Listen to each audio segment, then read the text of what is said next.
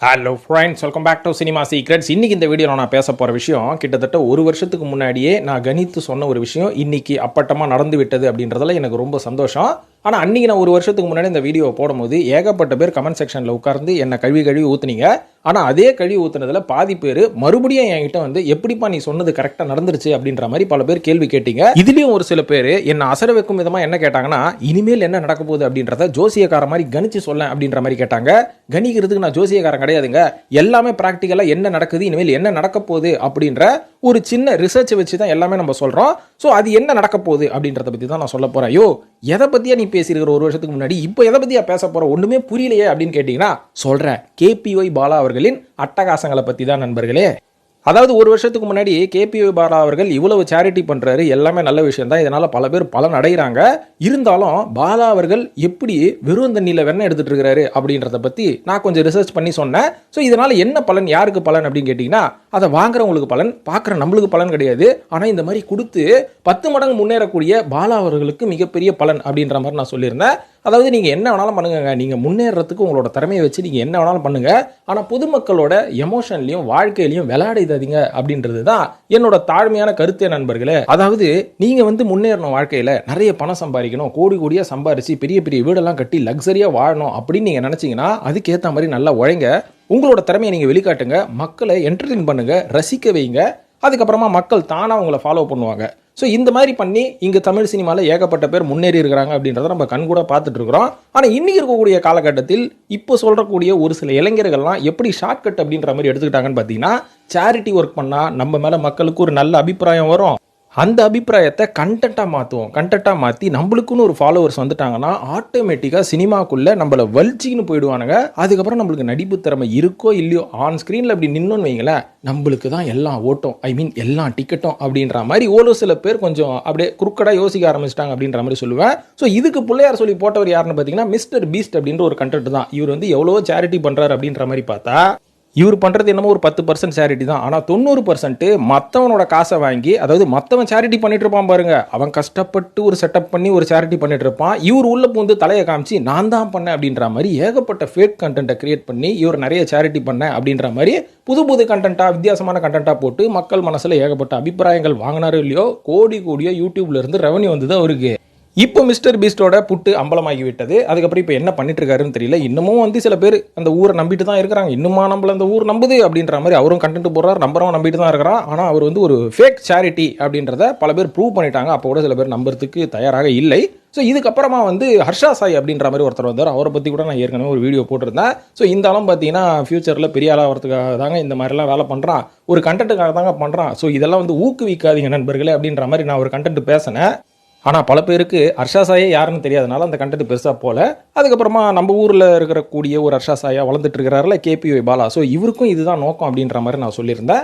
So அதுவும் வந்து பெருசாக யாருமே கண்டுக்கல. ஆனால் அன்னைக்கு நான் சொன்னது இன்னைக்கு நடந்து விட்டது. ஸோ இவரை பார்த்து இர்ஃபான் அப்படின்ற ஒருத்தர் தப்பாக கண்டென்ட் பண்ணார், சேரிட்டி கண்டென்ட், வசமாக மாட்டிக்கிட்டாரு, இருக்கிற இமேஜும் காலி ஆயிடுச்சு. ஸோ இந்த சேரிட்டி கண்டென்ட் அப்படின்றது ரொம்ப கேர்ஃபுல்லாக ஒரு விக்ரமன் படம் மாதிரியும் இல்லை ஒரு கே பாலச்சந்தர் அவர்களோட படம் மாதிரியும் ரொம்ப எமோஷ்னலாக சென்டிமெண்ட்டாக எடுக்கணுங்க. ஏன்னா ரொம்ப மோசமான ஒரு கண்டென்ட்டு இந்த சேரிட்டி எமோஷனல் கண்டென்ட் அப்படின்றது. ஸோ அந்த ஒரு கண்டென்ட்டை ரொம்ப அழகாக பண்ணுவார் பாலா அவர்கள். ஸோ சூப்பராக பண்ணுவார். இப்போ கூட நான் இதை பேசும்போது பல பேர் வந்து கான்ல என்ன கமெண்ட்டில் திட்டுவீங்க. ஆனால் அவங்ககிட்டலாம் நான் கேட்டுக்கிறது என்னென்னா, கண்டென்ட்டை ஃபுல்லாக பாருங்கள், அப்போ தான் சில விஷயங்கள் உங்களுக்கு புரியும். இருந்தாலும் ஒரு சில பேருக்கு ஒரு டவுட்டுன்றதோட ஒரு கேள்வி, ஒரு ஆத்திரம் வரும். ஏன்பா நாங்கள்லாம் பெரிய ஆள் ஆகக்கூடாதா அப்படின்ற மாதிரி கேட்பீங்க. யார் வேணாலும் பெரிய ஆள் ஆகலாங்க.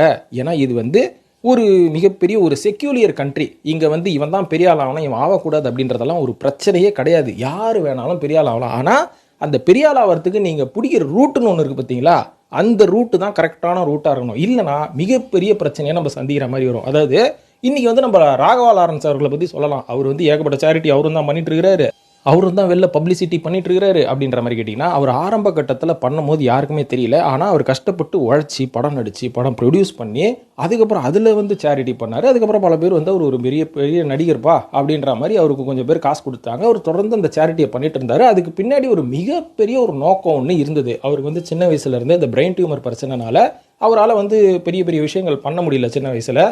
அதுக்கப்புறமா ஒரு மிகப்பெரிய ஒரு நடன இயக்குனராக வளர்ந்து வந்ததுக்கப்புறம் ஒரு இயக்குனராக மாறினதுக்கப்புறம் இந்த மாதிரி மாற்றுத்திறனாளிகளை நம்ம ஊக்குவிக்கணும் அப்படின்ற அந்த ஒரே ஒரு கான்செப்டை பிடிச்சி மாற்றுத்திறனாளிகளுக்கு எல்லாருக்குமே பார்த்தீங்கன்னா ஒரு வாழ்க்கை கொடுக்கணும், ஏதோ அவங்களுக்கு சாப்பாடு போட்டும் வளர்த்தோன்னு இல்லாமல் அவங்களோட திறமையை வெளில கொண்டு வரணும் அப்படின்ற ஒரு நோக்கத்தில் மாற்றுத்திறனாளிகனா ஒரு மூலையில் முடங்கியே கிடக்கணுமா, அவங்களுக்கும் திறமை இருக்குது, அந்த திறமையை வச்சு அவங்க சொந்த காலில் நிற்கணும் அப்படின்னு ஒரு ஊக்கம் கொடுக்குற அளவுக்கு அவரோட சேரிட்டி ஒர்க் நடந்தது.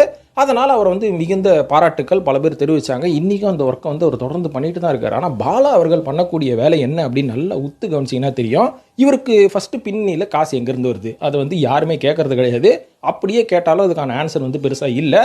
அப்படியும் ஒரு சில பேர் கேட்டதுக்கப்புறம் அவர் என்ன சொல்கிறாரு, நான் ஏகப்பட்ட டிவி ஷோஸ் போகிறேன், ஏகப்பட்ட ஸ்டேஜ் ஷோஸ் போகிறேன், ஸோ அதில் வந்து எனக்கு லட்சமாக கொட்டுது அப்படின்ற மாதிரி சொன்னார். எனக்கு தெரிஞ்ச வரைக்கும் அந்த காலகட்டத்தில் சிவகார்த்திகேயன் அவர்கள் விஜய் டிவியிலிருந்து வெளில போனதுக்கப்புறமா ஏகப்பட்ட ஸ்டேஜ் ஷோ பண்ணும் போதே ஒரு ஷோக்கே அவருக்கு 15,000 ரூபாவோ 20,000 ரூபாவோ தான் கொடுத்தாங்க. ஸோ அதிகபட்சம் அவர் நல்லா பண்ணுவார். கேபிஒய் பாலா வந்து சிவகார்த்திகேயன் அளவுக்கு திறமையான மிமிக்ரி ஆர்டிஸ்ட்டும் கிடையாது.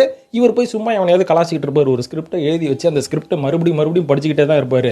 அதனால் சிவகார்த்திகேயன் அவர்களோட கேபிஒய் பாலாவை நம்ம கம்பேரே பண்ண முடியாது. ஏன்னா எனக்கு தெரிஞ்ச வரைக்கும் கேபிஒய் பாலா அவர்களுக்கு தனித்துவமான திறமை அப்படின்றது எதுவுமே கிடையாது. சும்மா தலைமுடியை பெருசாக வச்சுக்கிட்டு பார்க்குறதுக்கு நான் காமெடியாக இருக்குன்னு காமெடி தான் பண்ணிட்டு இருப்பாரு தவிர தனித்துவமான ஸ்கிரிப்ட் ரைட்டிங் நாலேஜோ இல்லை மிமிக்ரி நாலேஜோ இல்லை ஆக்டிங் நாலேஜோ எதுவுமே கிடையாது.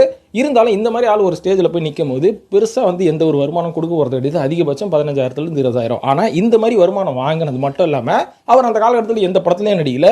விஜய் டிவிலே பார்த்தீங்கன்னா டைமிங்க்கு தான் போகிறவர்.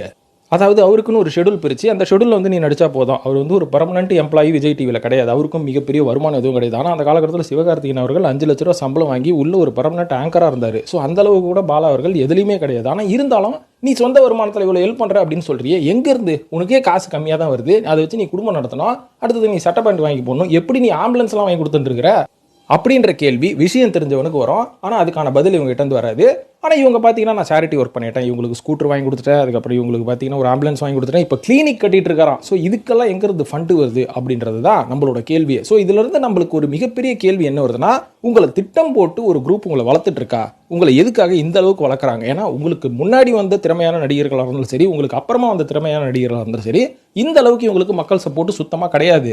ஆனால் உங்களுக்கு மட்டும் எப்படி இந்த அளவுக்கு மக்கள் சப்போர்ட்டு? நீங்கள் போய் ஒரு 10 பேருக்கு தான் உதவி பண்ணுறீங்க. நீங்கள் மாதம் ஒரு மிகப்பெரிய பொதுமக்களுக்கோ இல்லை ஒரு மிகப்பெரிய கூட்டத்துக்கோ நீங்கள் எந்த ஒரு உதவியும் பண்ணலை. நீங்கள் ஒரு ஆளாக செலக்ட் பண்ணி அது ஒரு கண்டென்ட்டாக மாற்றி 10 கேமராவோட போய் நின்று தான் நீங்கள் இவ்வளோ விஷயங்கள் பண்ணுறீங்க. இது பச்சையாகவே தெரியுது. கேமராவோட போய் நீங்கள் நிற்கும் போது இது ஒரு கண்டென்ட்டாக மாற்றணும், இதை போட்டு பப்ளிசிட்டி தேடணும்னு. ஆனால் இந்த மாதிரி ஒரு கேள்வி கேட்டதுக்கும் அவர்கிட்ட ஒரு பதில் இருந்தது. அது என்ன பதில்னு பார்த்தீங்கன்னா, அதுதான் எல்லாருமே சொல்லக்கூடிய காமனான பதில். நான் வந்து இந்த மாதிரி வீடியோ எடுத்து போட்டேன்னா என்னை பார்த்து ஒரு 10 பேர் போடுவான்ல, ஸோ அதை பார்த்து ஒரு 10 பேர் ஹெல்ப்பும் பண்ணுவானுங்கல்ல, அதனால ஒரு 100 பேர் பலனடைவாங்கல்ல அப்படின்ற மாதிரி சொன்னார். யோ கேட்குறவன் கேனப்பாயனாக இருந்தால் என்ன வேணாலும் சொல்லுவியாயா? இதெல்லாம் பழைய கதையா? நீயே ஒரு படத்தில் சொல்லுவியா அது ஒரு பழைய கதைன்னு. இதே மாதிரி பழைய கதையை யாராவது தெரியாதவங்ககிட்ட போய் சொல்லு, எங்கிட்டலாம் வந்து சொல்லாது அப்படின்ற மாதிரி தான் எனக்கு யோசிக்க தோணுச்சு.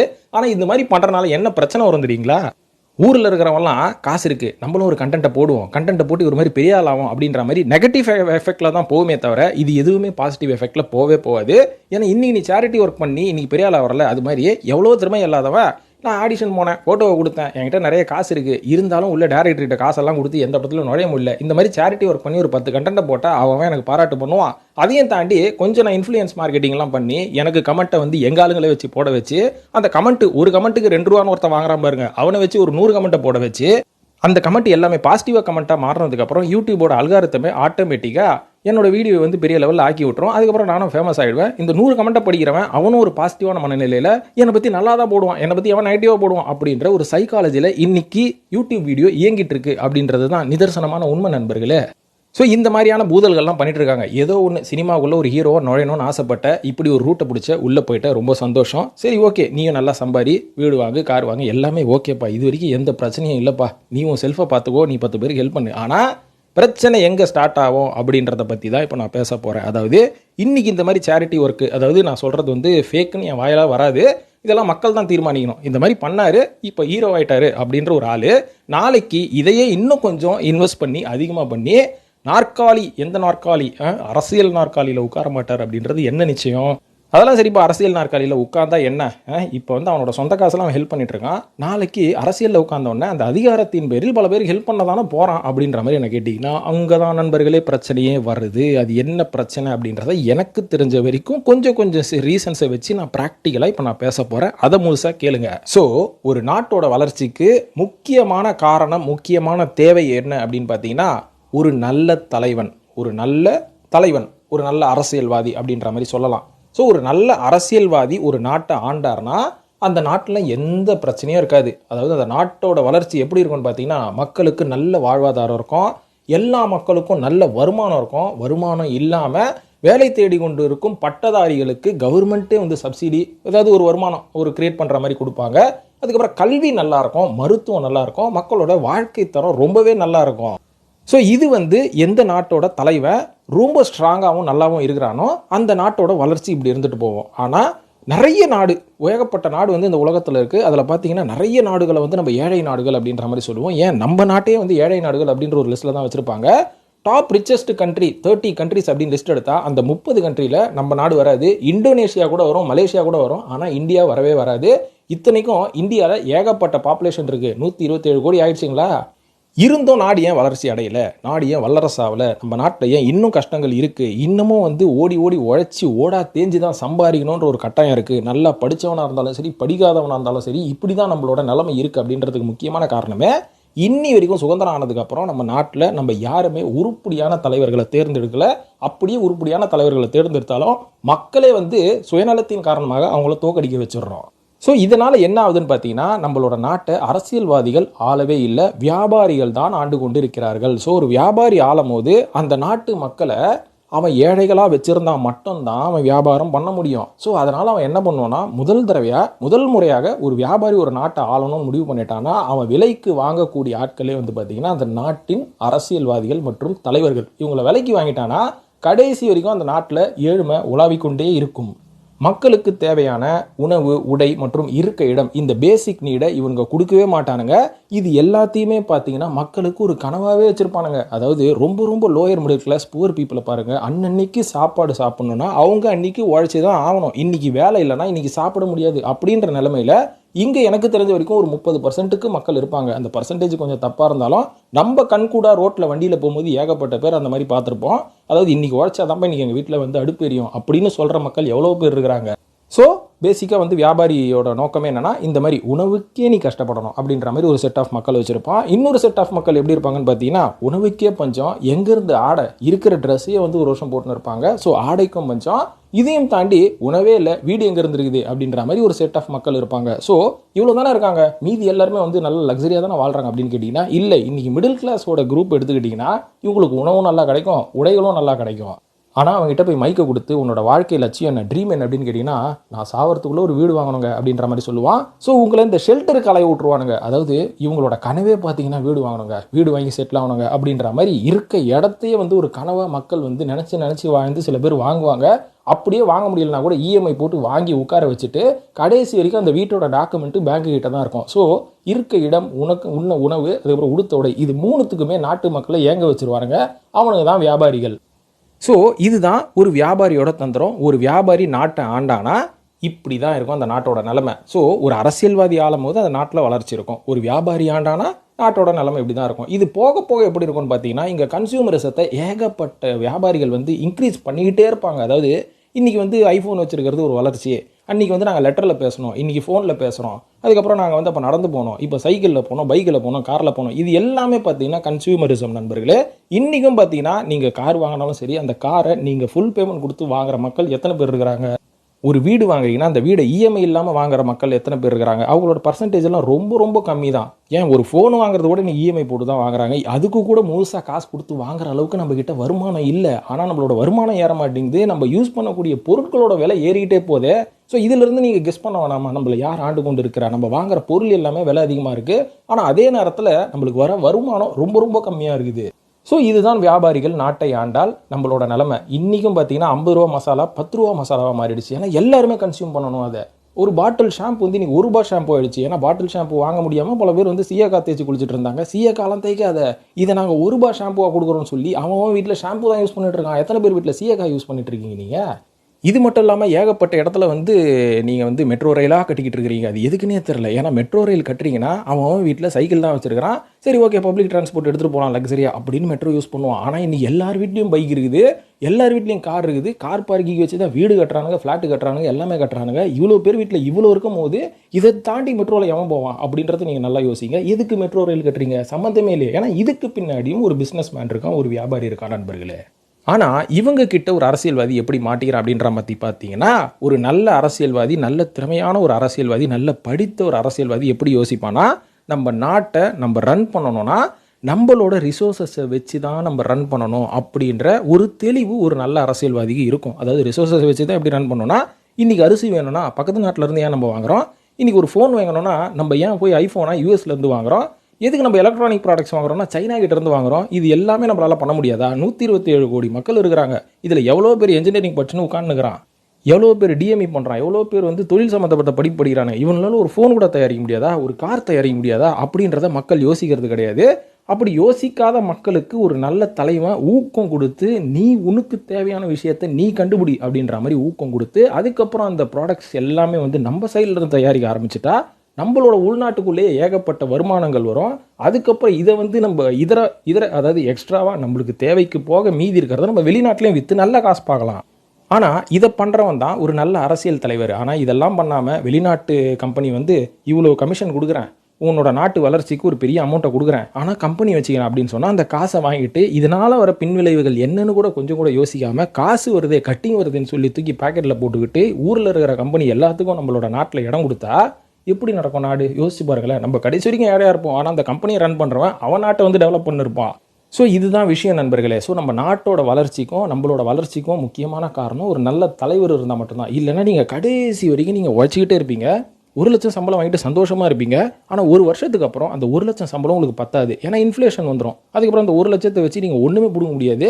திருப்பி ஒரு கஷ்டப்பட்டு கொஞ்சம் அப்படியே கஷ்டப்பட்டு ஒரு 2 லட்சம் சம்பாதிப்பீங்க. அதுக்குள்ளே எல்லா ரேட்டும் ஏறி போயிடும். இப்போ கோல்டு ரேட்டு கூட ஏறி போச்சு பாருங்கள்.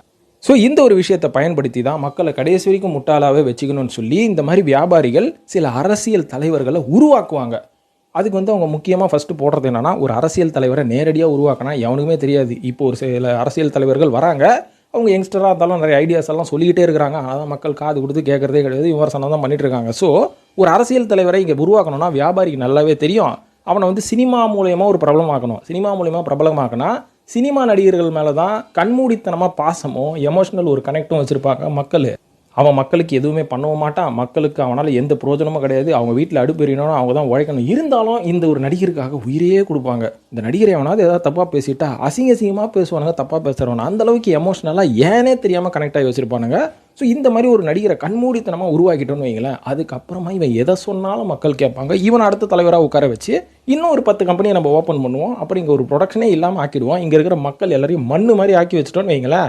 இதுக்கப்புறம் அடுத்த 50 வருஷமும் வியாபாரிகள் தான் இந்த இந்திய நாட்டை ஆளுவார்கள் அப்படின்றது தான் நிதர்சனமான உண்மை நண்பர்களே. அதனால் இப்படி ஒரு ஆளை நீங்கள் நடிகராக்கினதே மிகப்பெரிய தப்பு தான். அதாவது இவரை பொறுத்த வரைக்கும் ஒரு மிகப்பெரிய திறமையான ஆள் கிடையாது. இவர் ஒரு நல்ல என்டர்டெய்னரும் கிடையாது. படம் நல்லா இருக்குது அப்படின்னா அந்த படத்தில் இவரை தாண்டி பல பேர் நடிச்சிருப்பாங்க. இந்த படத்தோட கதைக்களம் நல்லா இருக்கிறதுனால இந்த படம் நல்லா இருந்தது. ஆனால் அடுத்த மூவ் இவங்க என்ன பண்ணுவாங்க அப்படின்றத இப்போ நான் சொல்லிடுறேன். ஏன்னா ஏற்கனவே அப்படி ஒரு மூவ் வேற ஒரு நடிகரால் நடந்துகிட்டு தான் இருக்குதுங்க. ஸோ இவ்வளோ பேசினதுக்கப்புறம் கண்டிப்பாக எனக்கு எதிர்ப்பாக எவ்வளோ பேர் சொல்லுவீங்க, நீயும் பணம் சம்பாதிக்க தானே வீடியோ போகிற அப்படின்ற மாதிரி சொன்னீங்கன்னா, கண்டிப்பாக எனக்கும் பணம் தேவை தான். ஏன்னா எதனால் தேவைன்னா, இவ்வளோ ரிசர்ச் பண்ணுறதுக்கு நான் செய்கிற வேலைக்குன்னு ஒரு கூலி வேணுங்க. சும்மாவே வந்து நானும் தான் ஃப்ரீயாக ஓசிலியாக போட்டுன்னு இருக்க முடியும். எனக்குன்னு ஒரு வேல்யூ இருக்குது. அந்த வேல்யூவை நான் காசுக்காக தான் விற்பேன். ஸோ இப்போ நான் மானிட்டைசேஷனை ஆஃப் பண்ணி எல்லா வீடியோவும் போடுறேன். ஆனால் இதை கேட்குற என்னை வந்து கமெண்ட்டில் திட்டுற எல்லாருமே எனக்கு காசு கொடுத்துருவாங்களான்னு கேட்டிங்கன்னா இல்லவே இல்லை. இதை சொல்கிறதுக்கு, இந்த ரிசர்ச் பண்ணுறதுக்கு, இதை கண்டுபிடிக்கிறதுக்கு எனக்கு சில பணங்கள் தேவைப்படும். அதை நான் சில இடத்துல செலவு பண்ணுவேன். ஸோ அதனால் கேட்குற கேள்விகள் லாஜிக்காக கேட்கணும், சம்மந்தமே இல்லாமல் கேட்கக்கூடாது. ஸோ இன்றைக்கும் பார்த்தீங்கன்னா ஏகப்பட்ட பேர் பணம் சம்பாதிக்கிறோம், கோல்டில், லேண்டில், மியூச்சுவல் ஃபண்டில் இன்வெஸ்ட் பண்ணுறேன் அப்படின்ற மாதிரி சொல்கிறோம், கேஷ் ஃப்ளோ இன்வெஸ்ட்மெண்ட்னு சொல்கிறோம். ஆனால் ஏதாவது பத்துதா? கடைசி வரைக்கும் காசுக்காக ஓடி தானே இருக்கீங்க. ஆனால் நான் சொல்லக்கூடிய ஒரு சில நாடுகளில் மக்கள் வந்து அமோகமாக வாழ்ந்துட்டு இருக்கிறாங்க. வேலையே இல்லைனா கூட வருமானம், ஃப்ரீ எஜுகேஷன், ஃப்ரீ மெடிசன் அப்படின்னு சொல்லிட்டு உங்களோட அத்தியாவசியத்துக்கு நீங்கள் உழைக்கவே தேவையில்லை, எல்லாமே கவர்மெண்ட் கொடுத்துரும் அப்படின்ற மாதிரிலாம் சொல்கிறாங்க. அந்த மாதிரி நாடுகள் ஏகப்பட்டது இந்த உலகத்தில் இருக்குது. உதாரணத்துக்கு நம்ம ஃபின்லாண்டை சொல்லலாம், டென்மார்க்கை சொல்லலாம், சுவிட்சர்லாண்டை சொல்லலாம். ஸ்வீடனை சொல்லலாம், நெதர்லாண்டு சொல்லிட்டல, சுவிட்சர்லாந்து, நெதர்லாந்து, இந்த மாதிரி இட்டாலி, இந்த மாதிரி ஏகப்பட்ட நாடுகளில் இந்த மாதிரியான அற்புதமாக மக்கள் வந்து வாழ்ந்துட்டு இருக்காங்க. அங்கேயும் சில பிரச்சனைகள் சின்ன சின்னது இருந்தாலுமே கூட நம்ம நாட்டில் நான் இருக்கக்கூடிய மக்கள் கஷ்டப்படுற அளவுக்கு அந்த நாட்டில் இல்லைங்க. ஏன்னா அங்கேயும் ஒரு சில அரசியல் தலைவர்கள் கொஞ்சம் கரெக்டாக ஸ்கில்டாக தான் இருக்கிறாங்க அப்படின்ற மாதிரி சொல்லுவேன். நீங்கள் நேர்மை அப்படின்றதுக்குள்ளே போகாதீங்க. நேர்மை, ஊழல், லஞ்சம் அப்படின்றது எல்லா நாட்டிலையும் தான் இருக்குது, எந்த நாட்டிலும் இல்லாமையே கிடையாது. ஆனால் பர்சன்டேஜ் நம்ம ஊரில் தான் அதிகம். இருந்தாலும் அந்த ஊர் அரசியல்வாதிகள் கொஞ்சம் ஸ்கில்டாக இருப்பானுங்க. அவனுக்கு எவ்வளோ சுட்டுவானுங்கன்னு பார்த்தீங்கன்னா, அவனோட தேவை, அவன் பொண்டாட்டி பிள்ளைங்களுக்கு தேவை, அதுக்கப்புறம் ஒரு வீடு, அடுத்த தலைமுறைக்கு கொஞ்சோண்டு சொத்து, இப்படின்ற மாதிரி சுருட்டிப்பானுங்க. மீதி ஓகே மக்களுக்கு செஞ்சுருவோம், இல்லைனா மக்கள் வந்து நம்மளை செருப்பாலே அடிப்பானுங்க. இருந்தாலும் ஸ்கில்டாக இருப்பானுங்க, கொஞ்சம் திறமையாக இருப்பானுங்க. எப்படி நம்ம பணம் சம்பாதிக்கணும், எப்படி மக்களுக்கு கொடுக்கணும், எப்படி நாட்டை முன்னேற்றணும். ஆனால் இங்கே இருக்கிறவங்க மட்டும்தான் 1 லட்சம் கோடி, 10,000 லட்சம் கோடி, இந்த மாதிரி கோடி கோடியை சுருட்டி வீட்டில் ஆளே இல்லைனா கூட சுருட்டி எங்கே வச்சுப்பானுங்கன்னே தெரிலங்க. ஸோ இதிலிருந்து என்ன சொல்ல வரேன் அப்படின்றத நான் தெளிவாக பேசி முடிச்சுக்கிறேன். அதாவது இந்த பாலா அப்படின்ற மாதிரி ஏகப்பட்ட நடிகர்கள், ஏகப்பட்ட பேர் இந்த ஒரு ரூட்டை பிடிச்சி இனிமேல் அடுத்தடுத்து வந்துக்கிட்டே தான் இருக்க போகிறானுங்க. ஸோ இந்த மாதிரி ஆட்களை ஒரு நடிகராக மட்டும் பாருங்கள். அவங்க வந்து ஒரு சேரிட்டி ஒர்க் பண்ணுறாங்க அப்படின்னு சொல்லி ஒரு சோஷியல் லீடர் அப்படின்ற மாதிரி நீங்கள் வச்சு, நிறைய சமூக சேவைகள் பண்ணுறாரு அவர் அப்படின்ற மாதிரி கூட நீங்கள் அந்த லிஸ்ட்டில் கூட வச்சுங்க. இல்லை சினிமா நடிகர் அப்படின்ற ஒரு லிஸ்ட்டில் கூட வச்சுக்கோங்க. ஆனால் என்றைக்குமே அரசியல்வாதிகள் அதிகாரத்தில் உட்கார வைக்காதீங்க. அதிகாரத்தில் உட்கார வச்சுட்டா அவன் என்ன பண்ணாலும் உங்களால் கேள்வி கேட்கவே முடியாது. நீங்கள் கமெண்ட்லையும் தனியாக வீட்லேயும் அதுக்கப்புறம் யாராவது மைக்கு நீட்டினா அந்த மைக்கை பார்த்து கத்திக்கிட்டு தான் இருக்க முடியுமே தவிர உங்களால் ஒன்றுமே பண்ண முடியாது அப்படின்றத சொல்கிறேன். அதாவது ஒரு நல்ல தலைவரை தேர்ந்தெடுக்கிறது நம்ம கையில் தான் இருக்குது. நம்ம வந்து டிவியில் பார்க்குறவன், செல்ஃபோனில் பார்க்குறவன், சேரிட்டி ஒர்க் பண்ணுறவன், மைக்கை பிடிச்சிக்கிட்டு ஜாலியாக பேசுகிறவன், வாட் ப்ரோ அப்படின்ற மாதிரி சொல்கிறவங்க, இவங்களெல்லாம் வந்து நீங்கள் தேர்ந்தெடுக்கும் போது ரொம்ப கேர்ஃபுல்லாக தேர்ந்தெடுங்க. இல்லைனா ஒரு நல்ல எக்கனாமிஸ்ட்டு, ஒரு நல்ல லீடரு, இல்லை இங்கே இருக்கிற எக்கனாமி மற்றும் மக்களோட தேவைகளை புரிஞ்சுக்கிறவங்க, நாட்டோட வளர்ச்சிக்கு என்ன தேவை அப்படின்றத புரிஞ்சுக்கோங்க. மக்களுக்கு சாப்பாடு போட்டால் நாடு முன்னேறிடாதுங்க. நாட்டோட வளர்ச்சிக்கு நிறைய தேவைகள் இருக்கிறது. இதெல்லாம் என்னன்றதை புரிஞ்சுக்கிறவ ஒரு தலைவராக இருந்தானா நாடு வந்து முன்னேறும் அப்படின்றத நான் சொல்லிட்டு இந்த வீடியோ முடிச்சுக்கிறேன். ஸோ இந்த வீடியோ வந்து பாலா அவர்களை கிரிட்டிசைஸ் பண்ணுறதுக்கு கிடையாது. இந்த மாதிரி ஆட்களை என்கரேஜ் பண்ணால் நமக்கு எந்த பலனும் இல்லை அப்படின்றத நம்ம புரிஞ்சுக்கணும் அப்படின்னு சொல்கிறதுக்காக தான் இந்த பதிவு நண்பர்களே. ஸோ இது வந்து ஒரு வன்மத்தை கக்கும் வீடியோ இல்லை அப்படின்றத நீங்கள் புரிஞ்சுப்பீங்கன்னு நினைக்கிறேன். ஸோ இந்த வீடியோ பார்த்ததுக்கு நன்றி. இந்த வீடியோ பற்றிய கருத்துக்களை கமெண்ட்டில் போடுங்க. நம்ம விவாதிப்போம் நண்பர்களே. நன்றி, வணக்கம்.